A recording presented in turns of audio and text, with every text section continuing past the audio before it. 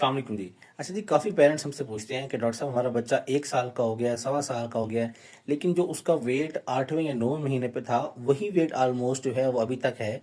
कोई rapidly weight gain नहीं हो रहा, हम बड़े परेशान हैं, ठीक है? उसकी ग्रोथ नहीं हो रही। देखिए, जब आपका बच्चा पैदा होता है और वो 6 महीने या 5 महीने तक जाता है, तो उसका वेट ऑलमोस्ट जो है वो डबल हो जाता है। जिस रैपिड ग्रोथ से, जिस रैपिड स्पीड से उसका weight from birth till 6 month तक जाता है, इस रैपिड ग्रोथ से उसका वेट 1 ईयर या 1.5 ईयर तक नहीं जाता। उसकी वजह यह है कि हम जब ग्रोथ पे बात करते हैं तो उसमें सिर्फ वेट नहीं आता, उसकी ब्रेन डेवलपमेंट आती है, उसकी बोन्स की डेवलपमेंट आती है, उसकी ओवरऑल ग्रोथ आती है, उसकी नरिशमेंट कैसे है, ये सारी चीज़ें इंपॉर्टेंट हैं जिनको कंसीडर करना ज़रूरी है, ठीक है?